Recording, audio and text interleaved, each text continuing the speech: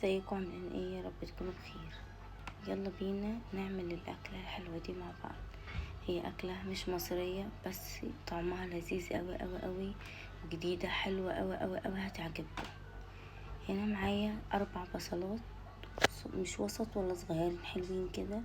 قطعتهم جوليان وحطيتهم في الزيت لحد ما احمروا كده.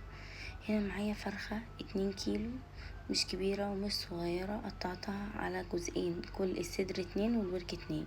هنا البصل بعد ما اتحمر وصل للون ده كده هشيله من الزيت وهنزل مكانه الفراخ. تابع الخطوات، هي سهلة وطعمها حلو قوي قوي قوي هتعجبكم يعني. هنا شلت البصل من الزيت، هحط بقى مكانه الفراخ واحمرها على الوشين كده.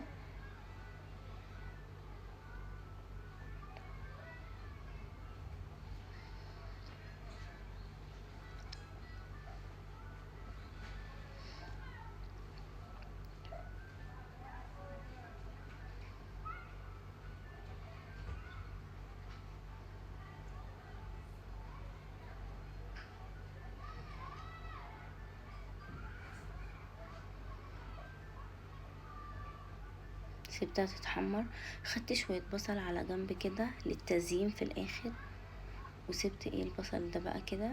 ومعايا التوابل بتاعتي 7 بهارات وفلفل اسود وبهارات كبسة او بهارات مشكلة عموما يعني، بس بهارات الكبسة بتبقى فيها كل حاجة، وبابريكا وكمون وملح وجنزبيل. لو عندك جنزبيل فريش حطي، مش عندك حطي بودر. انا مكانش عندي فريش حطيت بودر.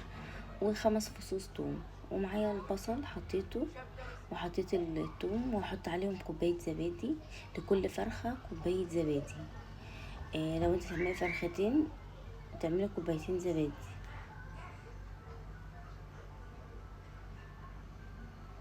هتحطي البهارات بتاعتك بقى كده وازودهم كوبايه ميه وهضربهم في الخلاط عادي. بعد كده بقى انا بقلب الفراخ اهو، هروح نازله عليهم بالخلطه اللي انا عملتها دي. بعد ما اديهم تقليبه على الوش يعني، هما اتحمروا من الناحيه دي، اقلبها على الناحيه التانية، انزل عليهم بالخلطه دي وهزودهم ميه وسيبهم على نار هاديه يستووا براحتهم ويشربوا الصوص ده. رهيب، طعمها رهيب يا جماعه. انا كنت بعملها وانا خايفه والله العظيم ان هي متبقاش حلوه، انا اول مره اعملها، بس بجد بجد طعمها حلو جدا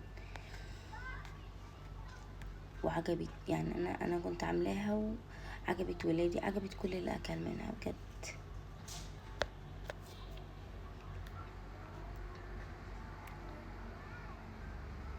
سيبها بقى تستوي لحد ما تغلي كده. معايا حبيتين بطاطس، ممكن تحطي اكتر، حطي اكتر عشان هما، انا كنت حاطه 2 قلت ممكن ما يتاكلوش، بس لا انا حطي اكتر، طعمها لذيذ قوي قوي قوي. قطعت البطاطسايه شريحتين بالعرض و2 بالطول وبالطول 2 يعني، خليتها سميكه وكبيره. وبعد كده حطيتها.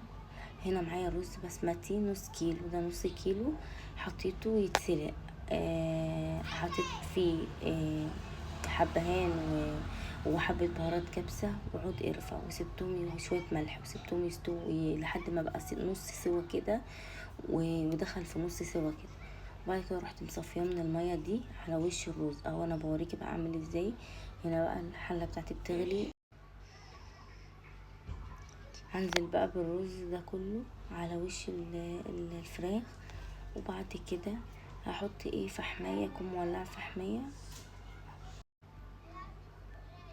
هحط الفحم واحط عليه معلقه زيت واسيبهم هما بيستووا مع بعض. انا مش هزود ميه ولا اي حاجه، هسيبهم بقى يستووا مع بعض على نار هاديه، وهغطي الحله عشان ياخدوا من طعم الفحم كده اكنهم عاملين على الشوايه. هنا بقى معايا شويه زعفران بميه كده مدوباهم، دوبتهم في الميه وحطيت على الرز كده عشان ياخدوا من كل، ما قلبتهمش، سبتهم كده عشان يبقى كل حبايه لون. وبس كده، وده كان الفيديو بتاعي، يا رب يكون عجبكم.